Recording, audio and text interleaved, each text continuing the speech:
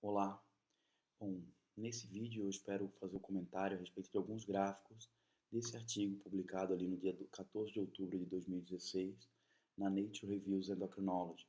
O título do trabalho fala sobre a captação de glicose estimulada pelo exercício, a sua regulação, né, e as implicações para o controle glicêmico.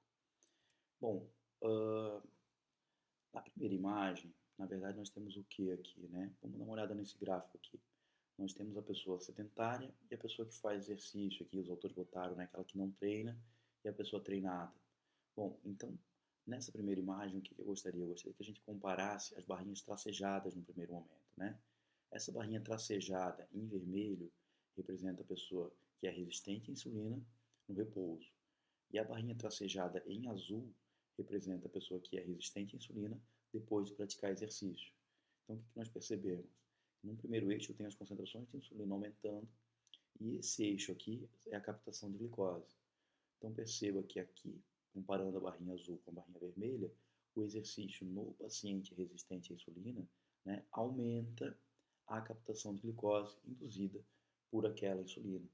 Sugere-se que isso tem alguma coisa a ver com a translocação de GLUT4, induzida também pela insulina e também pelo exercício, né? Bom, que o exercício é super interessante para uma série de patologias, isso acho que não é novidade. Eu, inclusive, já escrevi sobre isso na página, um texto postado esse ano ainda, que falava, né, exercício é remédio. Agora, uma das coisas que eu gosto sempre de mostrar é que esse remédio, entre aspas, né, que é o exercício, ele tem um efeito duradouro. Então, quando a gente olha para esse segundo gráfico aqui, né, olha o gráfico D aqui, a gente tem os efeitos da pessoa que pratica atividade física com regularidade, né, no repouso. Então, mais uma vez, é só comparar as duas barrinhas tracejadas. Perceba que aquela pessoa que é resistente à insulina, mas não pratica atividade física, ela tem uma atividade menor da insulina do que aquela pessoa que também tem resistência à insulina e pratica atividade física mesmo no repouso, né? Mesmo no repouso.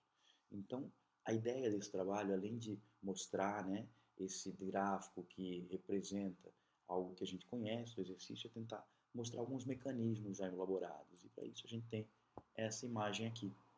Então, nessa imagem, o que é que nós temos?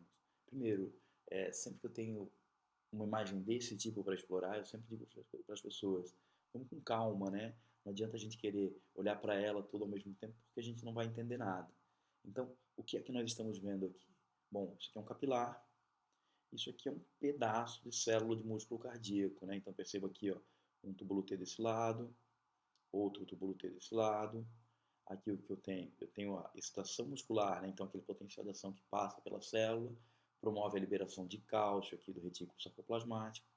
Esse cálcio liberado do retículo sarcoplasmático leva ao movimento de ponte cruzada. Lembra? O movimento de ponte cruzada, que é a interação da cabeça energizada da miosina com o filamento de actina. Bom, mas isso é uma outra conversa.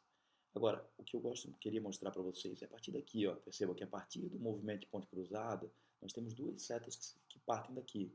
Uma primeira, né, que esse estresse mecânico aqui, sobe aqui, ó, esse estresse mecânico, ativando integrinas da membrana, que levam à ativação de uma proteína que é a RAC1, né? E essa é uma proteína-chave, segundo a literatura. Percebam quantas setas partem de RAC1 em direção à expressão do GLUT4 na membrana, né? Olha só, então, ativa a proteína RAC1 dentro da célula do músculo esquelético e a partir dela uma série de outras setas partem em direção a um ponto comum, que é a expressão do GLUT4 na membrana. Então percebam, esse parece ser o primeiro, né, um dos mecanismos induzidos pelo exercício para a expressão do GLUT4 aqui na membrana da célula de músculo estriado esquelético. Uma outra setinha que também partiu daqui veio aqui para baixo, que também esse ato de fazer a contração muscular produziu esse estresse metabólico dentro da célula e levou à ativação de uma outra proteína, que é a MP quinase. E a MP quinase na farmacologia ela é famosa, né, porque ela é a proteína ativada pela metformina. Então a gente tem aqui, ó, a ativação de MP quinase também, com três vias diferentes, e lá na frente levam o quê? Levam também a expressão do GLUT4 na membrana. Bom, pessoal, eu tenho por hábito não fazer vídeos muito longos, então, para concluir, né, eu trouxe só alguns comentários desse próprio autor, né? Então, no primeiro comentário aqui em cima, ele sugere assim, né, que esse fenômeno do exercício induzindo uma melhora na sensibilidade de insulina é de alguma maneira até mesmo surpreendente. Por quê? Porque inicialmente insulina e exercício utilizam vias distintas para promover a captação de glicose. Né? Isso é o que se sugere na literatura. Eu percebo aqui quantas referências eles colocam para a gente com relação a isso.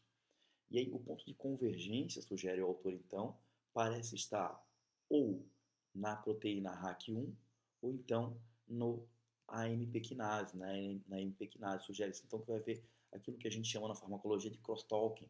Né? O que é o crosstalking na farmacologia, na verdade? É a conversa cruzada, ou seja, a insulina ativa o receptor dela na membrana e dá início a uma série de reações intracelulares que parecem utilizar das mesmas proteínas das quais são ativadas durante a atividade física, né?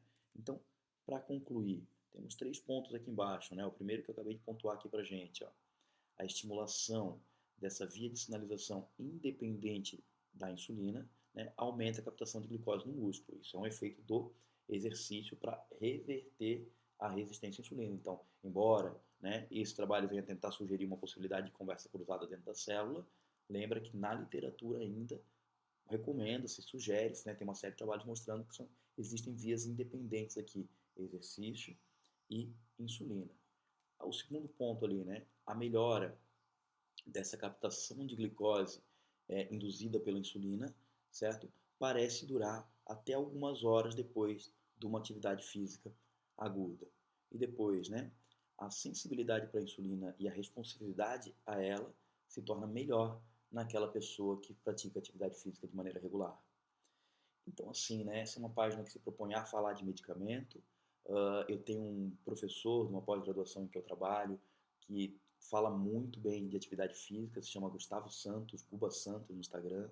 Recomendo muito os vídeos dele, os vídeos não, os posts que ele faz, assim.